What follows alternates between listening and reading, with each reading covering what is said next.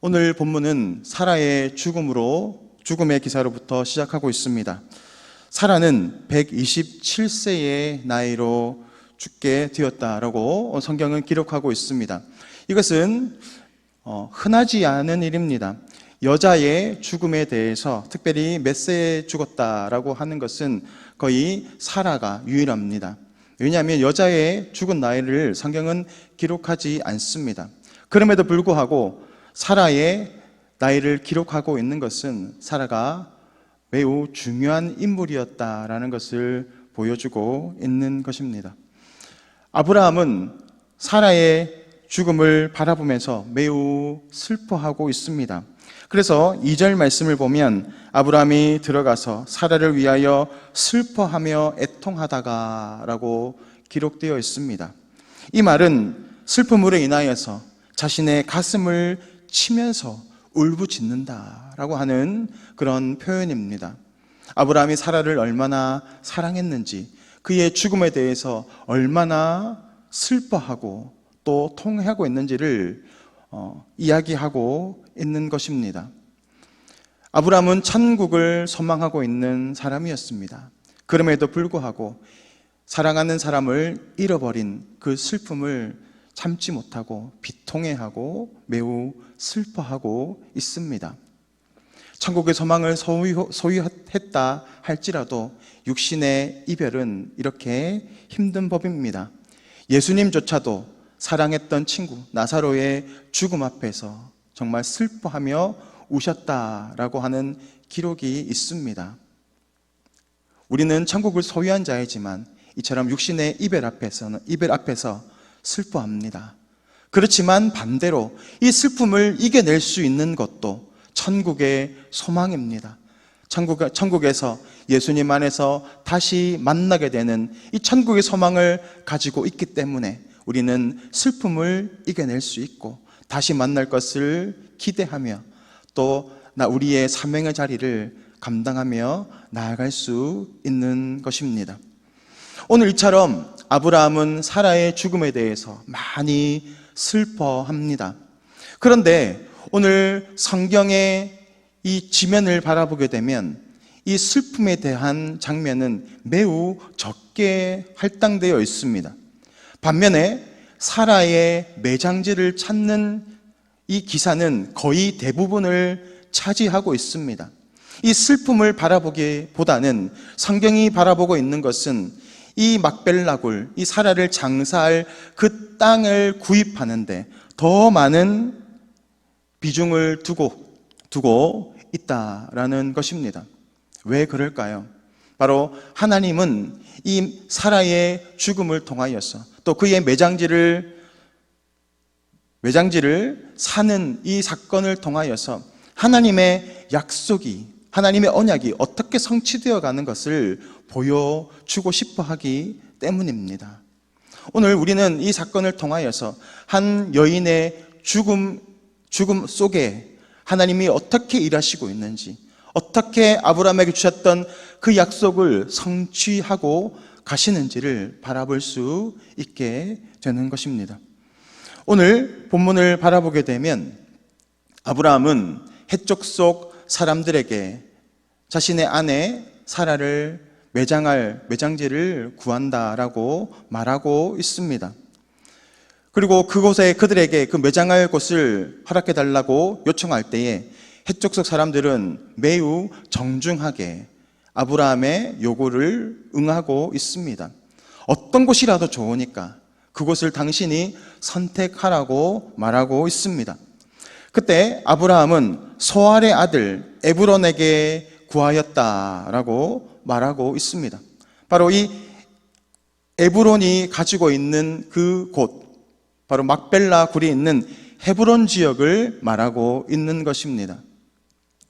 오늘 아브라함은 이 에브론에게 그 땅을 구하고 있을 때에 에브론은 이렇게 말합니다. 11절 말씀입니다.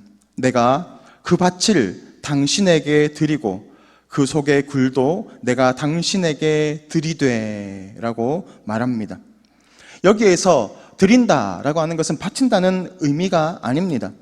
이것은 주다라는 의미와 동시에 대부하다, 빌려주다라는 의미를 가지고 있습니다. 그러니까 지금 그는 아브라함에게 자신이 가지고 있는 그 땅을 쓸 수 있도록 허용해 주겠다라고 말하고 있는 것입니다. 그렇지만 그 소유권을 누가 가지고 있다라고 말하는 것입니까? 자신이 가지고 있겠다라는 겁니다. 그런데 아브라함은 그것을 그의 이 제안을 거절합니다. 그리고 그 땅을 소유하겠다, 그 땅을 팔라라고 말합니다. 그러면서 자유롭게 거래가 이루어지게 되는데 그는 이 땅을 은 400세겔이라는 값으로 제시하고 있습니다. 사실 이 값은 매우 말이 안 되는 가격입니다.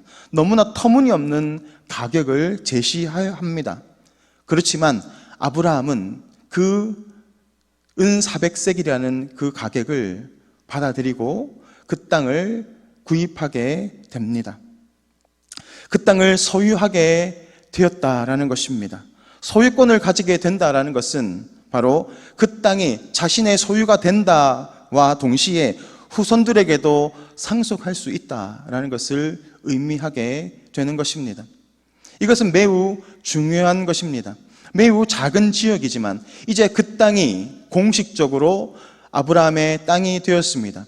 그리고 해족속이 보는 데서 공증이 되었기 때문에 이제 그것은 명시상부 아브라함의 소유권이 되었습니다. 그리고 이것은 이 지역을 중심으로 하여서 아브라함이 또 이삭이 야곱이 점점 그 소유 지역을 넓혀가게 되는 것을 바라봅니다. 그리고 이후에 이스라엘 백성들은 430년간 애굽에서 이주하여 살아가게 됩니다. 그리고 출애굽하게 되죠. 그때 다시 가나안을 향하여 나아가게 되는데 어떤 근거로 나아가게 될까요? 바로 이 소유권이 있기 때문입니다. 그 헤브론 지역 막벨라구를 중심으로 하여서 누가 묻혀 있습니까? 아브라함과 사라가 묻혀 있습니다. 그들의 조상이 묻혀 있고 그리고 그것은 아브라함의 소유지였고 그 소유지는 곧 이스라엘 백성의 소유지가 됩니다. 그래서 출애굽한 백성들은 이제 가나안 땅으로 가게 되는 가장 강력한 근거를 갖게 되는 것입니다. 오늘 이 땅을 구입하게 되는 그런 동기가 무엇입니까? 바로 사라의 죽음을 통하여서 그 땅을 소유하게 됩니다. 만약에 사라가 죽지 않았다면 그 땅은 가지지 못할 것입니다. 아브라함은 이 사라의 죽음을 통하여서 그 땅에 은 400세겔이라는 값을 치르고 가나안 하나님께서 약속하여 주셨던 그 땅을 소유합니다. 이 땅은 하나님께서 천지 만물을 창조하실 때 그것은 선하게 지어졌고 하나님의 소유였습니다. 그렇지만 아담과 하와가 선악과를 따먹게 되므로 그 땅은 이제 소유권을 잃어버리게 되었습니다. 사탄이 그 땅을 소유하게 된 것입니다. 죄와 사망이 이 땅을 다스리기 시작하였고 그 속에 살고 있는 모든 육체들은 바로 죄와 사망의 포로가 되었습니다. 그러나 하나님의 뜻은 그 땅을 포기하는 것이 아니라 그 땅을 다시 회복시키는 것이었고 그 땅뿐만이 아니라 그곳에 있는 하나님의 백성들도 회복시키는 것, 다시 구원하여 하나님의 백성으로 회복시켜 온전케 하는 것, 그것이 바로 하나님의 뜻입니다. 오늘 하나님은 그 땅을 다시 회복하심으로 하나님의 백성들을 다시 구원으로 이끌어 나아가고자 하시는 것입니다. 오늘 이 죽음이라는 사건을 통하여서 가나안에 하나님께서 약속하셨던 그 땅의 일부분이지만 그것이 시작되기 시작합니다. 하나님의 나라가 시작되고 있는 것, 그리고 그 하나님의 나라는 점점 확장되기 시작하고 결국 하나님이 약속하셨던 그 가나안 지역을 온전히 회복시켜 나아가는 것, 그것이 바로 구약 성경이 말하고 있는 이 땅의 회복입니다. 그리고 더 나아가서 예수 그리스도께서 이 땅에 오심으로 하나님의 나라가 시작되었고 그것은 곧 예수님의 십자가에 달려 죽으시고 또 무덤에 갇히시고 그 죽음 가운데서 부활하심으로 다시 하나님의 나라가 시작되는 것을 보여주고 있습니다. 바로 이 사라의 죽음이라는 이 땅을 구입하는 것을 통하여서 예수님의 그 하나님의 나라의 시작됨, 복음의 시작을 말씀하고 있는 것입니다. 예수께서 십자가에서 죽으시고 돌무덤에서 부활하시는 그곳을 통하여서 하나님 나라가 시작되었고, 그 사건을 중심으로 제자들은 마가의 다락방에 성령 충만함을 받고 복음을 전하여서 예루살렘에 또 온 유대와 사마리아와 땅끝까지 이 복음을 전하는 하나님께서 아브라함에게 주셨던 문화 명령이 예수님을 통한 이 지상 명령으로 이어지게 되었다라는 것입니다. 하나님의 나라의 시작은 죽음으로부터 시작합니다. 오늘 우리의 인생도 그렇습니다. 내가 나를 버리고 내가 죽어지고 내 안에서 예수 그리스도가 살아나고 하나님의 뜻이 우리를 통하여서 온전히 이루어지게 될 때, 우리가 온전히 죽음 가운데서 우리가 죽고 하나님의 말씀을 순종함으로 나아가게 될 때, 그때부터 하나님의 역사는 시작되게 되는 것입니다. 그러므로 오늘도 우리는 우리를 쳐서 복종시키고 하나님의 말씀 가운데 온전히 죽어질 때에 우리의 죽음을 통하여서 우리 속에서 착한 일을 시작하시는 분께서 그리스도의 그 날까지 우리를 온전하게 인도하여 가실 것을 믿음으로 바라보시기를 소망합니다. 오늘 우리에게 소망이 있는 것이 아니라 우리 속에서 살아계시는 예수 그리스도께 소망이 있는 줄 믿습니다. 우리 가운데는 예수님이 우리를 통하여서 위대한 일들을 이루어 가실 것입니다. 오늘도 우리가 죽고 예수님께서 살아가는 천국의 삶을 살아가시기를 주님의 이름으로 축복합니다. 이 시간 화면을 보시고 우리 기도 제목을 다 같이 읽겠습니다. 하늘의 소망을 바라보며 오늘도 복음의 증인으로 살아가게 하옵소서. 날마다 내가 죽고 내 안에 주님이 사시는 천국의 삶을 살게 하옵소서. 이 시간 다 같이 기도드리겠습니다. 지금도 살아서 역사하시는 하나님 아버지, 오늘도 내 속에 살아계시는 예수님의 뜻이 우리 삶 가운데 온전히 드러나기를 원합니다. 내가 죽어질 때에 그 죽음을 통하여서 하나님은 위대한 일들을 행하여 가심을 바라봅니다. 오늘도 내 고집을 꺾게 하시고 하나님의 뜻을 순종함으로 나아갈 때 우리 삶을 통하여서 하나님의 나라가 시작되고 우리 가정이 살아나고 열방 가운데 복음을 전하는 위대한 인생으로 살아갈 수 있도록 주님 역사하여 주옵소서. 지금도 살아서 역사하시는 주 예수 그리스도의 이름으로 간절히 기도드리옵나이다. 아멘.